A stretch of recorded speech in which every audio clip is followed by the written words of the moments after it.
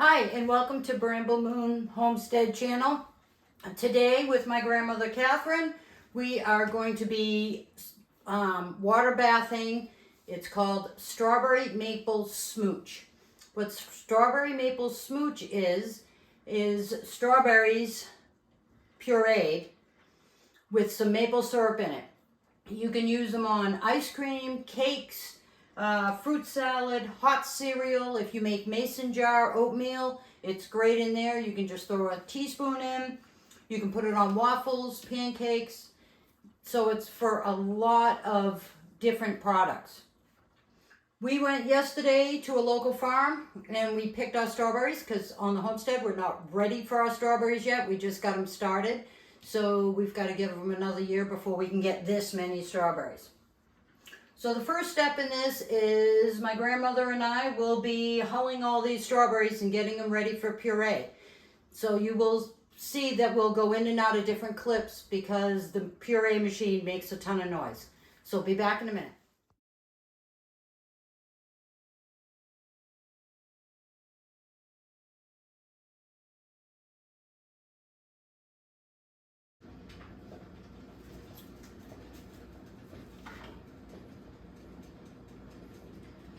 So we have hulled and then cut our strawberries in half. The recipe calls for 8 cups of whole berries, but because we did field picking, I'm going to measure them out and actually measure my puree. The puree that I want in the end is 4 3/4 cups of puree. I am using this blender because got water everywhere. This is what we've got. You can use different blenders, doesn't matter. It's just that you need to get a puree. And as far as on the puree, you can get them as chunky as you want or as thick as you want. That doesn't matter. If you really want to puree them down to just pure puree, then you can do that. If you have some chunks left in, which I'm hoping for, that's okay too. It's all going to come up great in the canner. In the pot back here, I've got my jars boiling and keeping warm. So those are all set so that when I get through this stage. So what I'm going to do is get my mixing cup out.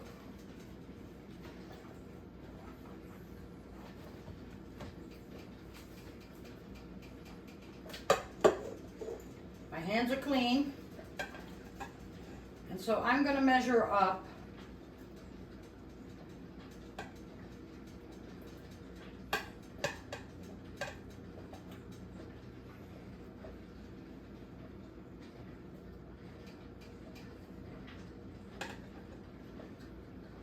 All right, that's 4 cups of halved strawberries. And I'm going to start with that. And I'll let you know how many cups of halved strawberries it ended up taking for me to get 4 3/4 cups of puree. Okay, now to start to make the strawberry maple smooch. So, you saw how I did the beginning, that we washed the strawberries, and I'll have notes in the description on what I use to wash my strawberries, especially for coming out of a picking field. And then so it's 4 3/4 cup of puree. So this is what the puree looks like. Get that all in there. Oh, I put my spoon on the other side. There we go. Get all that goodness down in the pan. I'm going to have my pan on a medium-low heat to get this started. So that was 4 cups. This is the 3/4. Same thing, get this all down and in.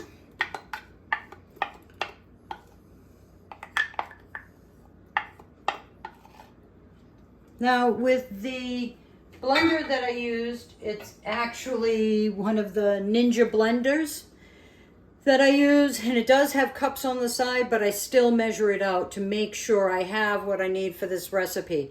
You cannot or shouldn't If you do, it's up to you, but you really shouldn't double this recipe. I try to, especially when I'm canning, and is stick to what that particular recipe does. There are some I can double, like when I make my canned beets, which you'll see, or the green beans and stuff, then it's a little different. But when it comes to something like this, that we're making a sauce, I really stick to the recipe. So to this strawberry puree, I'm adding 1.5 cups of maple syrup. Now this really good dark maple syrup, we have tapped from our property, and the gentleman about every Thanksgiving comes around and I get at least a gallon and then of the maple syrup that was tapped here, and he just collects from a bunch of different places around here, mostly farms and homesteads, and then he processes it down, and as a thank you we get a gallon. So in goes our maple syrup.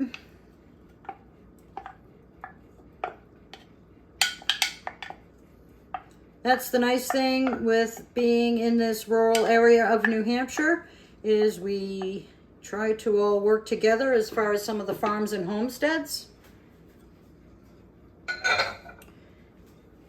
So I'll give this a stir.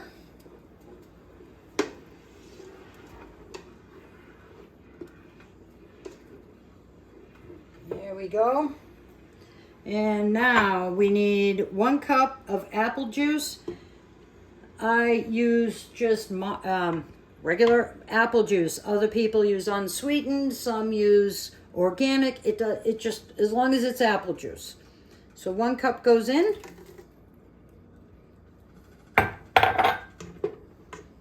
Give that a bit of a stir. Now you will already see that I've got a little foam here. But that's kind of from everything incorporating, and the foam is going to get a little more.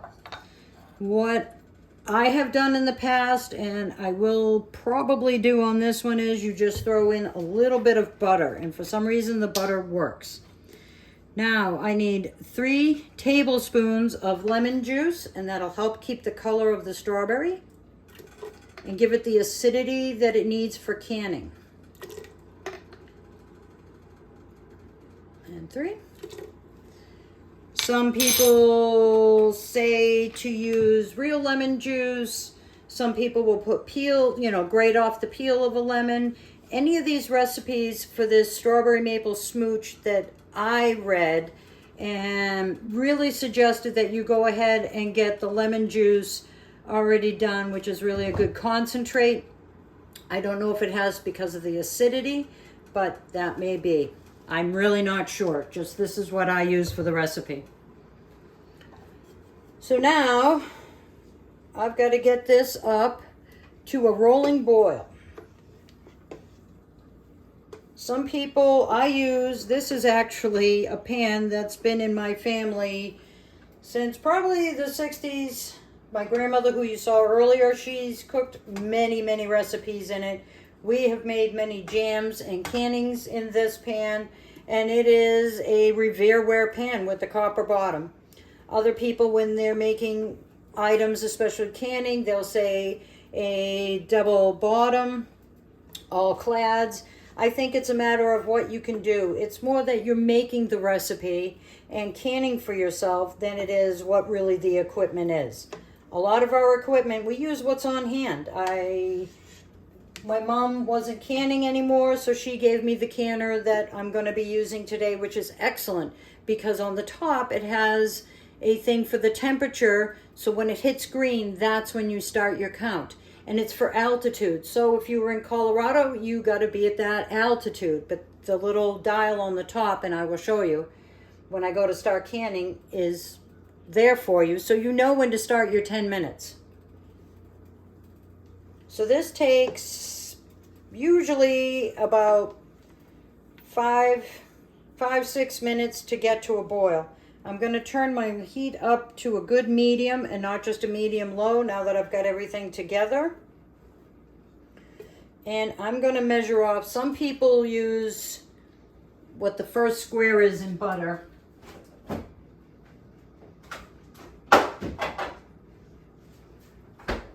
So I think that's considered a tablespoon. What I'm gonna do is probably half a tablespoon.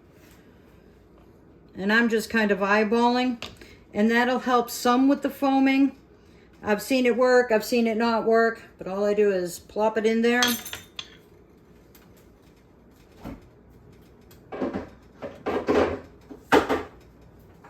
And now we're just gonna let this finish melting and getting ready.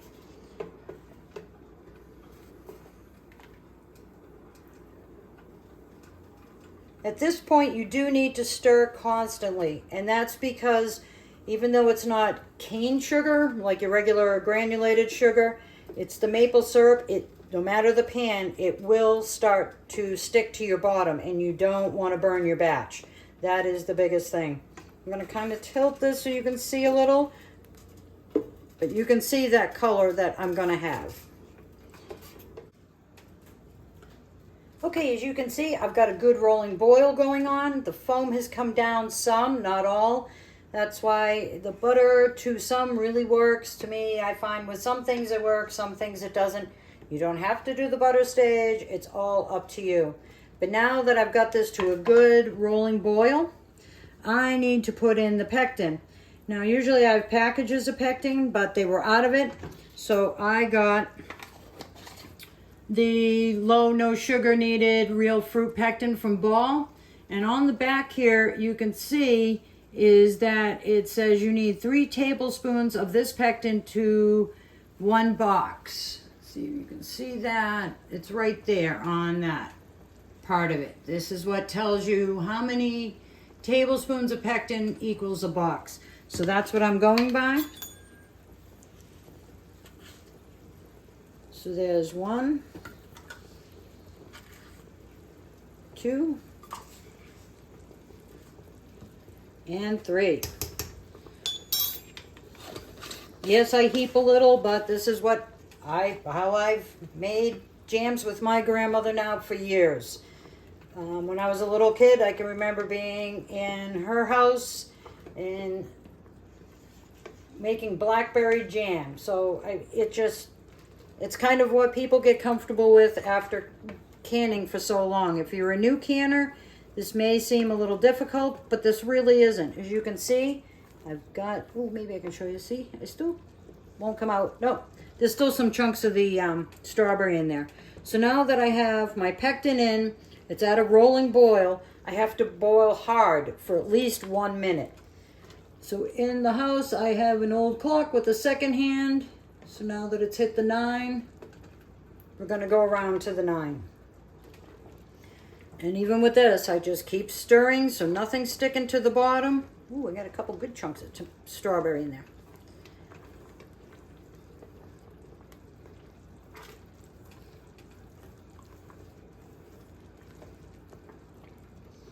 We can't wait to have this on some ice cream. There's a couple farms around here that locally that make ice cream, and we go get pints from them to help support the local farms and local community. I mean, this is why we went and picked strawberries. It was called Barrett Hill Farm in Mason, New Hampshire, and that's where we went to go get our strawberries. And there was a bunch of people out strawberry picking. It was kind of neat to be out there and doing that, though we can't wait to have our little patch out here going. So where are we? We're almost at the 9 now. There we go. So it is going to look a little runny. I'm going to boil it just a little more because this is a good hard rolling boil. Get it just a hair thicker.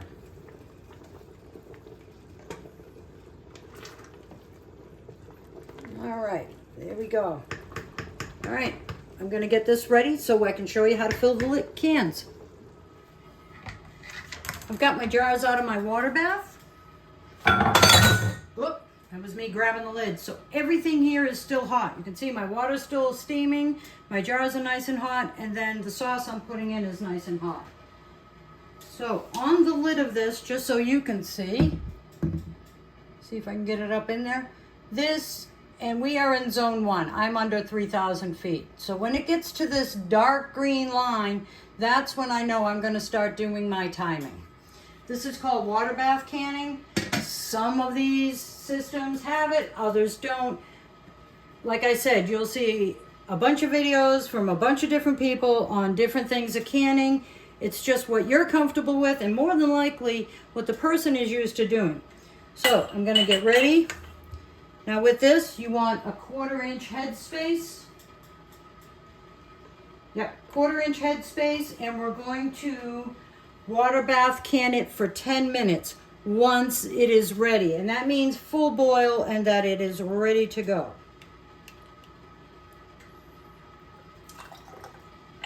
So I'm doing 1/2 pints and so 8 ounce and 4 ounce because some of this is going to be given as a gift.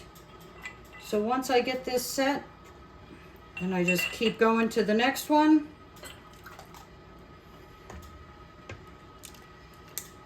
I find these funnels just make it so much easier. That one needs a little more to make the head space.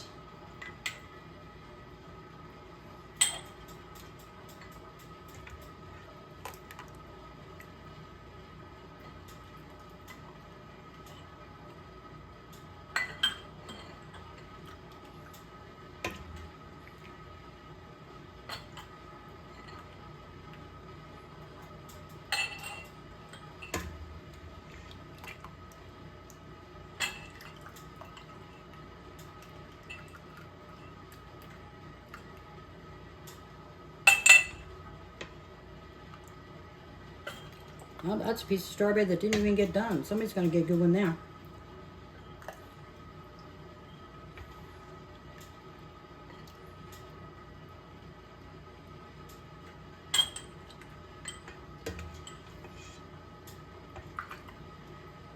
Now, I guess what I can talk about while I'm trying to get these guys filled up is how everybody does their canning. And I mean as far as, do you boil the jars, don't boil the jars? Do you do the lids, do you not do the lids? I'm going to do some topping off here. So, a lot of the new books and things that are out say don't worry about it, just heat your jars. Well, I wash my jars in my dishwasher and then I fully boil my jars for at least 10 minutes. I want them good and hot, I want the glass hot. And I also want it up to the temperature to go back in to the hot water bath. That way I don't get broken glass. You'll hear some people have that issue. And I have had that before, and it's just because it was a weak spot of the glass. When you use these jars over and over and over, the way we have, granted I change my lid, my seals and my screw downs when needed. I don't let them get rusty, but sometimes they will eventually become a weakness in the glass. So I just have a little left in here, trying to scoop it. Oh, I got it just enough to make this last one. So these that I didn't use, I will set aside, and when I go to make my next batch, I will heat them up. I won't do the full sterilization step. Let's see if we get enough. We should. Yep, that'll do.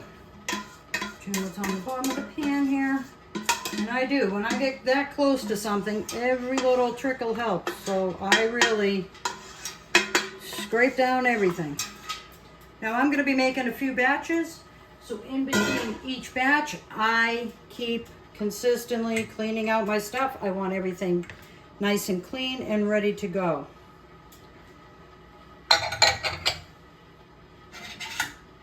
Let's see, quarter. Anybody can take a little off of this. Just needs a little more. This isn't quite the quarter, so I've got a couple that are a little over. And believe me, just spooning a little bit from each one, all of a sudden you will have it. Because all I need is just a tad bit more for this head space. I'm kind of glad it happened this way so you guys can see, but everybody else still has their 1/4 inch. I just took a little bit off of each. So I got 1, 2, 3, 4, 5, 6, 7 would be half pints out of this. Now I've got my lids piled up over there. What I do with my seals, just to make sure, is as my pot's going, got my rack ready, is I do just heat up my seal a little bit and put it on. Like I said, I've just used to this from canning with my mom and my grandmother for years. We've canned. And it's just the system I know. Other people now will say, oh, you don't need to do that. That's up to them. And one part I did forget. Oh, where is it? Which is silly of me, and of course that's the one I hit that was really sticky. I'm going to go back and wipe your edges. Wipe your glass edges. These 3 I know are iffy. I'll get the hot water on it again. There we go. This one's got a little gook, so it'll work.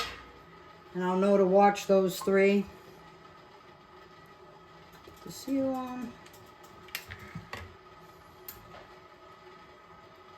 Some people wipe with vinegar. I just wipe with a paper towel and hot water.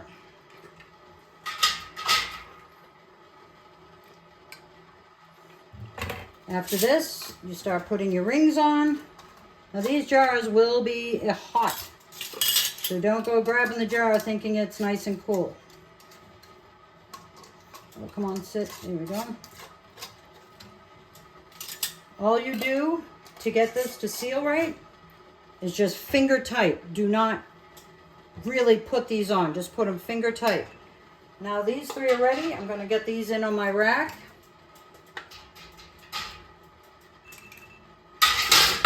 Whoop, almost. I'll get these other ones set, and then they're going to go in once my temperature gets up to a nice rolling boil, is boil for 10 minutes. Then I shut them off and I take them off the heat. Just turn the heat off. I will remove the lid. With this, you want to give it 5 more minutes before you take them out of the water bath. I'll show you that step in just a minute. All right, so the lids are all put on, hand tightened only. My water bath, I got the water going here. As you can see, it's steaming again, so we're ready to get going again. I got little bubbles on the bottom. So this is how I kind of set up my water bath. So this is, what's nice is the cage sits right on the end, so when I go to flop this in, it can go in. Now, the thing with this, because I have 2 size jars, I need to be 1 inch of water over my tallest jar. I put my smalls in the middle, I put my talls around the edge. It's just, like I said, the way that we've done it. So now when I come down and put them in the water bath, sometimes the handles will fall right in on me, sometimes they don't. I've got a good inch all around from when I was first doing the jars. So now that they're in, put on my lid. And I'm checking to see where my water temperature is. And I've just got a minute or 2 for this to get back up to boiling. And then I'm going to start my 10-minute count. The 10-minute count is for the full rolling boil, and this will seal the jars. Like I said before, once I do that and I remove this lid, I'm going to turn off the heat to the burner and give it 5 more minutes of these in the water. It's just what every recipe is called for, and I'm going to do it that way, and then I will remove them, and I'm going to let them sit in a place to cool down for 24 hours. They need a full 24. You can move them a little, but from everything I read, it said it's better that it sits there. Not really sure. It's my first time kind of making this strawberry maple smooch. But I did find out they call it a smooch because the maple syrup kisses the strawberries. So that's why it's called a smooch. All right, see you at the end, and I'll show you when the jars are coming out.